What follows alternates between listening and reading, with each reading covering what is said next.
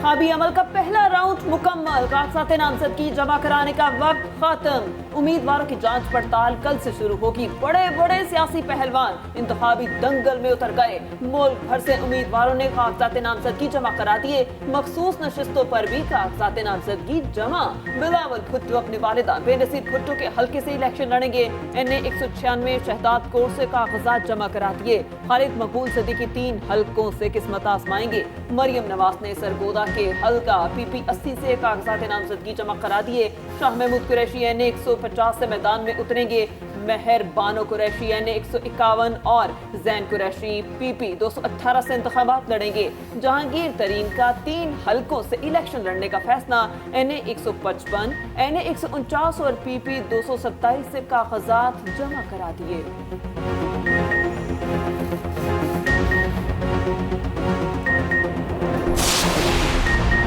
लाहौर के हल्के NA 130 में बड़े मुकाबले का इम्कान।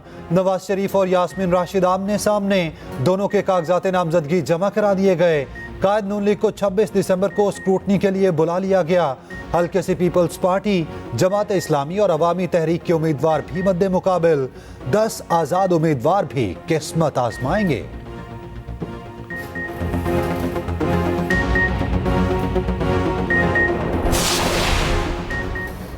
शफाफ इलेक्शन में रुकावट बर्दाश्त नहीं। इलेक्शन कमिश्नर पंजाब का एक्शन। IG से टेलीफोनिक राब्ता। कहा रिटर्निंग अफसरान के काम में मुदाखलत किसी सूरत कबूल नहीं।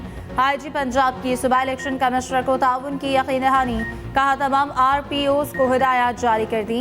इलेक्शन कमीशन के साथ हैं। कोई भी अफसर गैर कानूनी सरगर्मी में मुलव्वस पाया गया तो कार्रवाई करेंगे। कागजात जमा कराने में मुबैना रुकावटों पर डिस्ट्रिक्ट इलेक्शन कमिश्नर लाहौर ने सूबा इलेक्शन कमिश्नर को खत लिखा था।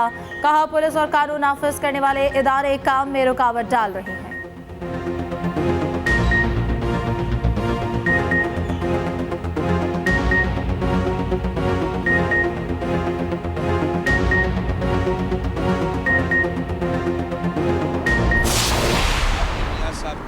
नारा सुना होगा कि मुझे क्यों निकाला।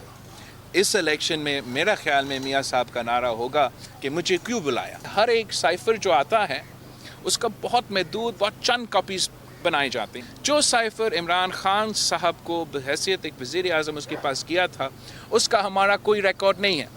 खान साहब ने खुद मीडिया पे आकर ये कहा है कि उससे गुम हो गया, और उस दिन जब खान साहब को गिरफ्तार किया जाता है वही साइफर इंटरनेशनल मीडिया को लीक किया जाता है। ये एक बहुत ही सीरियस इशू है। एक पूरा तरीके से यह हुकूमत इन्वेस्टिगेशन करे या जज साहिबान खुद एक जुडिशल इंक्वायरी करे कि इस साइफर के पीछे कहानी क्या है। नवाज शरीफ का इलेक्शन में नारा होगा मुझे क्यों बुलाया। बानी PTI को रिलीफ मिलता नजर आ रहा है। Chairman peoples party Bilawal Bhutto की लाड़काना में मीडिया से गुफ्तगू। कहा हर जमात के कारकुनान को सियासत करने की आज़ादी होनी चाहिए। पीपल्स पार्टी जमहूरियत पर यकीन रखती है, सियासी इंतकाम पर नहीं। हम अपने मुखालिफिन के साथ भी ये सलूक नहीं चाहते। साइफर बहुत संजीदा मामला है, पूरी तहकीकात होनी चाहिए। बानी PTI को मिलने वाले साइफर का कोई रिकॉर्ड नहीं। साइफर की कहानी सामने लाने के लिए हुकूमत तहकीकात करे या जजेस जुडिशल इंक्वायरी करें।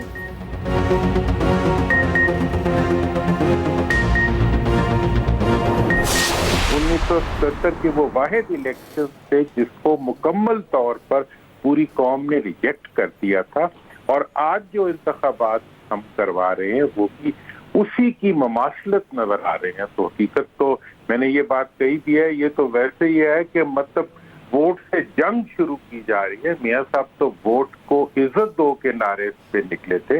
लिहाजा मैं ये समझता हूँ कि अगर ऐसे इंतखाबात हुए बहुत बड़ी रुसवाई आएगी। इंतखाबी निशान और कागजात नामजदगी छीन लेना इलेक्शन नहीं सिलेक्शन है। वोट से जंग में जमहूरियत पटरी से उतर जाएगी। सीनियर सियासतदान मोहम्मद अली दुरानी ने खदशात जाहिर कर दिए। कहते हैं 8 फरवरी के इंतखाबात ने 1977 के बदनाम ज़माना इलेक्शन की याद ताज़ा कर दी। 1977 के इक़दामात का अंजाम भी 1977 वाला ही होगा। जमहूरियत के खिलाफ जंग सबकी शिकस्त बन जाएगी। नवाज शरीफ ने इक़्तिदार देखकर वोट की इज्जत के नारे पर यूटर्न लिया। नवाज शरीफ को भी बेइज्जत करके कभी इंतखाबी इज्जत नहीं पा सकते। वोट से जंग नवाज शरीफ के संग का फॉर्मूला फेल हो चुका।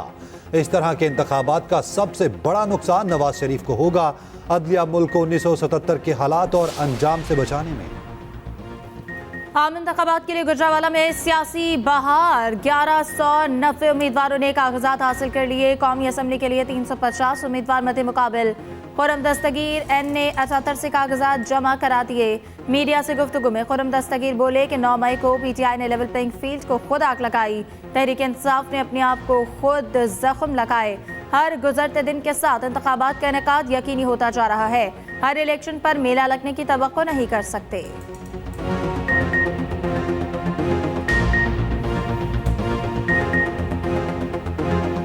हर जो दिन गुजर रहा है इंतखाबात का इनेकाद यकीनी होता जा रहा है। लेवल प्लेइंग फील्ड को आग पीटीआई ने खुद लगाई 9 मई को, और उनका ये ख्याल था कि प्लेइंग फील्ड उनकी जागीर है, उसको जिस तरह चाहें वो आग लगा दें। गुजरात में चौधरी बरादरान के कागजात नामजदगी जमा। परवेज इलाही और उनकी अहलिया के कागजात NH 64 और PP 32 से जमा। मोनिस इलाही ने भी कागजात नामजदगी जमा करा दिए। परवेज इलाही और मोनिस इलाही के पेपर्स बजरिया काउंसिल जमा कराए गए। शुजात हुसैन की हमशीरा सुमेरा इलाही PP 32 से मैदान में आ गई।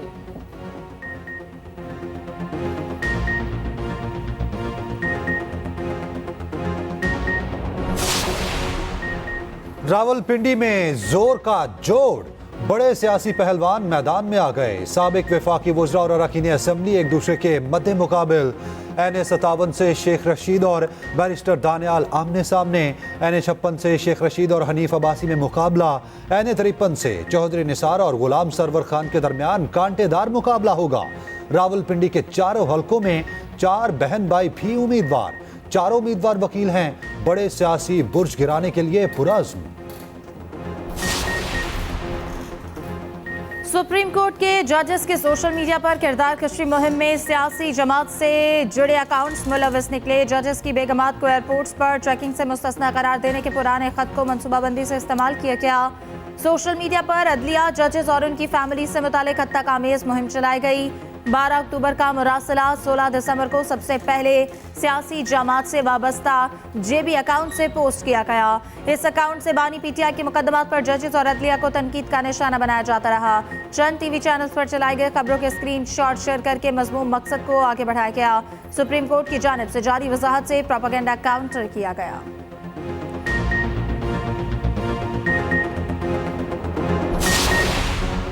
गैर कानूनी गैर मुल्कियों का इनखला जारी। तोरखम और चमन बॉर्डर पर वापस आने वालों का रश। गुज़िश्ता रोज 1159 अफगान शहरी वापस रवाना हुए।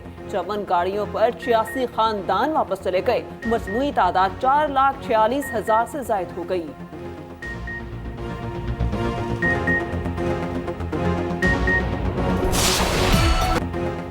जाड़ा जोबन पर आ गया। मुल्क में सर्दी की शदीद लहर। ठंडी हवाओं से दांत बजने लगे। बलूचिस्तान में सर्दी ने जिंदगी जमा दी। कोयटा और कल्लात में पारा -2। बलाई इलाकों में खून जमा देने वाली ठंड। बर्फ से ढके पहाड़ों ने सर्दी में रंग भर दिए। गिलगित बल्दिस्तान और बलाई खैबर पख्तूनख्वा के चंद मकामात पर हल्की बारिश का इम्कान। पहाड़ों पर बर्फबारी की पेशगोई।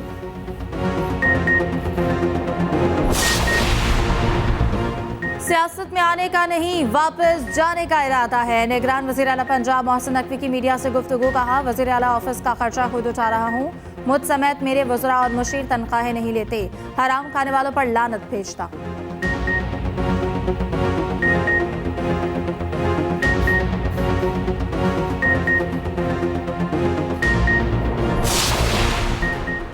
पाक बहरिया और उम्मान रॉयल बहरिया की खलीज उमान में मशक़े खात्म। बहरी जहाज़ों, फ़िज़ाई असासों और स्पेशल सर्विस ग्रुप्स ने शिरकत की। मशक़ में रिवायती और गैर रिवायती खतरा से निपटने के लिए ऑपरेशंस भी किए गए। दोनों मुमालिक के माबैन मुश्तरका नेवल ऑपरेशंस को फ़रोग़ हासिल होगा।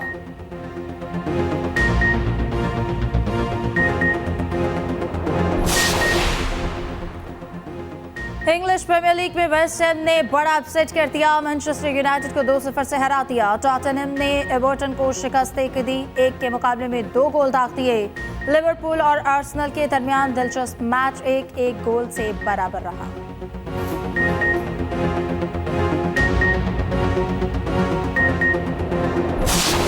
टीवी और फिल्म के मारूफ अदाकार इजहार कासी को मद्दाहों से बिछड़े 16 बरस बीत गए।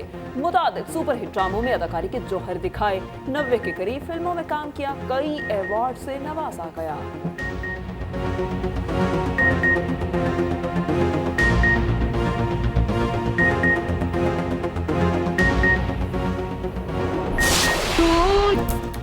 मोइन अख्तर सिर्फ अदाकार ही नहीं, एक दौर का नाम है। लेजेंड फनकार के मदा उनकी 73वीं सालगिरह ना भूले। मोइन अख्तर को फन की अकेडमी कहा जाता था। टीवी हो, फिल्म हो या फिर स्टेज, मोइन अख्तर ने हर शोबे में अपनी खुदादाद सलाहियतों का लोहा मनवाया।